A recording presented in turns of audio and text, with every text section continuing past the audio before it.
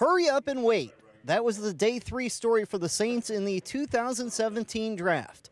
90 picks and more than 4 hours had passed before the black and gold selected defensive end Al-Quadin Muhammad out of Miami. I'm a hell of a pass rusher, and I'm just going to double back again and say that I love the game of football. So, I'm passionate about the game of football. And when you love the game of football and you're passionate about the game of football, you play football differently. I don't look at football as just a game. I love to play football. I'm passionate about it. So, their need of a pass rush, they made a great decision. I'm not going to let them down. All told, New Orleans ends up with 7 picks, including 5 in the top 76. A good haul for the black and gold, one that would seem to have improved their defense in particular. We'd like to think we have. I'm quite certain we have. To what degree we'll get a better feel for. We've hit a number of positions. A lot of times, your priority or a must might not come to you in the first round. Cornerback was a must position, so we were able to do that with a player that we're excited about. Joining me now is Nick Underhill of The Advocate, who covers the Saints on a daily basis and has been here throughout the draft and, more importantly, entertaining all of us on Twitter by talking Saints fans off of the ledge. So let's start there. Fans went crazy that they didn't get an edge rusher earlier in the draft. Did the Saints make a mistake in your mind there?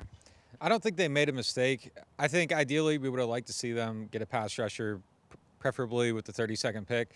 But the thing is sometimes the value doesn't meet up with the pick. And if they would have taken a guy there, the next pass rusher was taken 15 spots later in the second round, and then most of them went in the third round. So if they would have taken some of these guys at 32, you're overpaying dramatically. And good teams don't make those kind of mistakes. You kind of play the board. You got to take what's there. And they got their top-rated offensive lineman at that 32nd pick. So I think it's fair to say that they got good value there. It might take a little time, but he's going to be a good player for this team at some point. So I understand that the need, and I would have liked to see it happen, but sometimes it just doesn't work out. Overall, your thoughts on the draft, what the Saints did. Do you feel like they did a good job? We heard Sean Payton say his top 2 picks, they graded much higher than where they actually selected them. That's the outcome you want to see. It's too soon to know if they did a good job or not. I like the theory behind a lot of the picks. Lattimore's the best corner in the draft. Remchek should be a good offensive tackle once he gets healthy, gets going. Second round, I like Marcus Williams a lot. They've wanted that deep safety. They tried to get it with Jarvis Spurd in 2014. That didn't work out as hope. Now they got a guy back there that can play sideline to sideline, play single high, maybe get some turnovers. He had 10 over the last 2 years. Third round picks, I like Kamara a lot. I think that satellite back is something they've lacked in this offense for a little bit. The other 2 guys I don't know a lot about, Trey Hendrickson and the linebacker from Florida. But I heard the guy from Florida, a lot of people are high on him. It's just a matter of him staying healthy. So I think right now it looks like they did a good job, but I mean that's all going to play itself out down the line. Finally, as we wrap up the 3 days of the draft, do you see any further movement?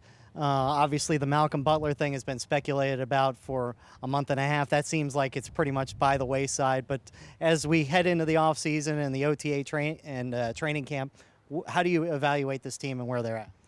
I think they've gotten a little bit better. On Butler, yeah, I think that took a hit once they took Lattimore and then traded away the second-round pick. The currency really isn't there to make that happen, but you never say never. But I do think they've gotten better. I think there's a possibility of getting 2 defensive starters in Lattimore and Williams. I think Kamara's going to have a big impact. And look, last year they had 2 starters on defense, 1 on offense. They do that again this year.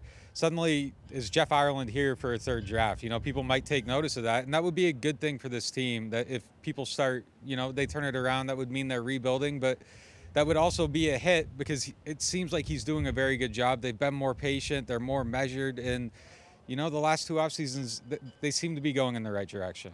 That is Nick Underhill of The Advocate. I'm Paul Boron for CST.